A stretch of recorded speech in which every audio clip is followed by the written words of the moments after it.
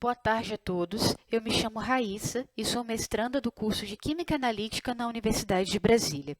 E hoje eu venho aqui falar um pouco sobre o nosso projeto executado em parceria com a Polícia Civil do Distrito Federal, intitulado Desenvolvimento de Software para o Processamento e Análise de Placas de Cromatografia em Camada Delgada para a Detecção de Fitocannabinoides em Amostras de Maconha. Bom, primeiramente eu gostaria de explorar um pouco mais sobre o nosso objeto de estudo, a cannabis sativa, popularmente conhecida como maconha, que sendo a droga mais cultivada e traficada do mundo, seja para fins ilícitos ou medicinais, segundo apontam os dados do Escritório das Nações Unidas sobre Drogas e Crime, existe uma alta demanda por testes qualitativos e quantitativos mais exatos e precisos, bem como um controle de qualidade mais rigoroso, em razão das adulterações bastante comuns das composições visando o lucro. E as principais substâncias presentes são o tetrahidrocannabinol, THC, o canabidiol, CBD, e o cannabinol, CBN. E destaco que para este estudo trouxemos o canabicromeno, CBC, em razão das divergências quanto aos fatores de retardamento descritos na literatura. Para tanto, técnicas analíticas como cromatografia gasosa e cromatografia líquida de alta eficiência são amplamente empregadas pelos laboratórios, devido à alta sensibilidade e seletividade, o que produzem resultados com alto grau de exatidão e de precisão. Contudo, o alto custo de manutenção e de instrumentação, aliados a uma maior dificuldade de implementação na rotina laboratorial, por requererem maior expertise dos analistas, representam um empecilho às instituições periciais e fiscalizadoras. E com isso, a cromatografia em camada delgada surge como uma alternativa mais acessível, sendo baseada na migração diferencial das substâncias contidas em uma mistura pela placa de sílica gel por capilaridade. Após a aplicação das amostras, as placas são postas no interior de uma cuba de vidro em contato com o solvente, tomando cuidado para que o solvente não encoste nas amostras aplicadas. E a partir da diferença de polaridade existente entre a fase móvel e a fase estacionária, as substâncias vão eluindo ou ficando retidas na placa por diferença de afinidade com cada uma das fases do sistema. E é importante ressaltar também a preferência pelo emprego dos sistemas TI e TJ, descritos por Clark pelos analistas para a realização das corridas de cromatografia em camada delgada. O presente estudo se focou no sistema TI para a obtenção dos resultados.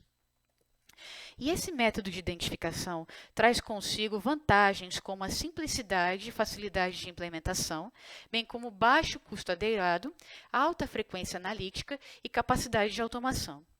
Por outro lado, a baixa sensibilidade acaba por afetar a qualidade e capacidade de separação, proporcionando uma maior subjetividade na interpretação dos resultados, que, aliados a uma reprodutibilidade dificultada, desqualificam o emprego da técnica para fins quantitativos, apesar do seu potencial analítico largamente explorado. E com isso em mente, o nosso trabalho se propôs a otimizar esses parâmetros, lançando mão de técnicas quimiométricas na elaboração de um software, o qual, a partir de imagens de placas de CCD importadas em 7 camadas de cor, sendo elas vermelho, verde, azul, matiz, saturação, valor e escala de cinza, respectivamente, fosse capaz de traduzir os sinais das bandas formadas em cromatogramas e que, através desses gráficos, os picos de interesse fossem identificados e selecionados, possibilitando os cálculos de distância de migração, DM, de área e de altura, além de abrir espaço para a implementação de um processo semi-quantitativo.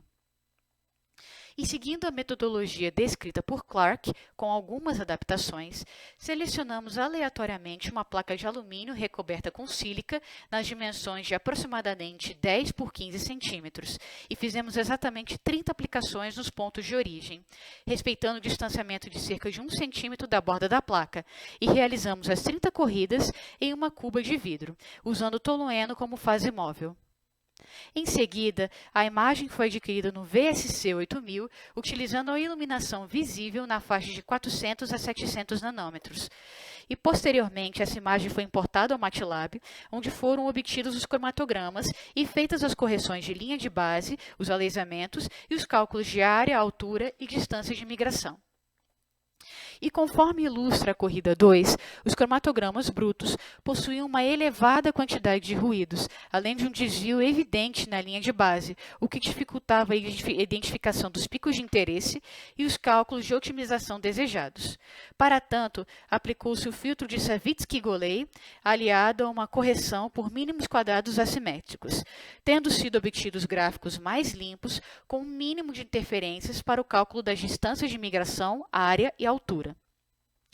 E de maneira análoga, conforme ilustra a corrida 26, os picos de interesse tornaram-se muito mais nítidos depois do alisamento e a identificação deles, bem como a determinação das respectivas áreas e alturas, tornaram-se bem mais fáceis e acessíveis. E como as distâncias de migração foram bem definidas conforme demonstrado no slide anterior, isso implica em uma boa caracterização dos analitos de interesse. E repetindo esse mesmo procedimento para todas as 30 corridas, conseguimos transformar os sinais das bandas de uma placa inteira em cromatogramas. E aqui ressaltando novamente o efeito das correções do alisamento para a obtenção de resultados mais limpos e menos ruidosos. E através de todo esse procedimento, conforme ilustra a figura da placa à esquerda, obteve-se uma boa separação das bandas para canabicromeno, tetraidrocannabinol e canabinol/canabidiol. Uma melhoria evidente na resolução e nos parâmetros de sensibilidade e precisão, além de sinais intensos e bem definidos para cada um dos fitocannabinoides estudados, além de uma boa concordância entre as distâncias e migração em replicatas. A partir desses ensaios em replicata, podemos avaliar as médias e desvios padrão para cada uma das medidas estudadas, tendo sido obtidas distâncias de migração com um excelente grau de repetibilidade, com um desvio padrão relativo menor que 2%. E considerando que o limite de desvio aceitado pelos órgãos de fiscalização para testes quantitativos gira em torno de 10%, nossa metodologia proposta possui potencial de quantificação. Além disso, os resultados das áreas e das alturas também foram bons, apresentando desvios na faixa de 5% a 16%, o que para testes qualitativos é algo excelente, levando em conta que a concepção do presente trabalho não possuía um enfoque quantitativo. E, por fim, apesar de canabinol e canabidiol haverem apresentado distâncias de migração semelhantes com seus picos sobrepostos, o sistema TJ é capaz de diferenciá-los quanto às respectivas distâncias de migração, representando, portanto, um complemento ao sistema TI estudado. E com isso, podemos concluir que o nosso software traz uma alternativa promissora à análise visual dos dados das placas de CCD, devido à melhoria de sensibilidade e resolução proporcionados pelo processamento da imagem das placas, uma comparação mais objetiva e precisa das distâncias de migração e a integração dos picos, apresentando potencial para a análise quantitativa dos fitocannabinoides. Essas foram as referências que eu utilizei, caso alguém tenha interesse em procurar saber mais a respeito do assunto. E gostaria de deixar meus agradecimentos à Sociedade Brasileira de Química pela oportunidade de estar apresentando este trabalho no encontro regional, à Universidade de Brasília pela Bolsa de Estudos, à CAPES pelo auxílio financeiro e ao Laboratório de Química e Física Forense da Polícia Civil do Distrito Federal pela infraestrutura e cessão de amostras reais. Muito obrigada pela atenção, eu me despeço por aqui e a partir de agora fico aberta a questionamentos.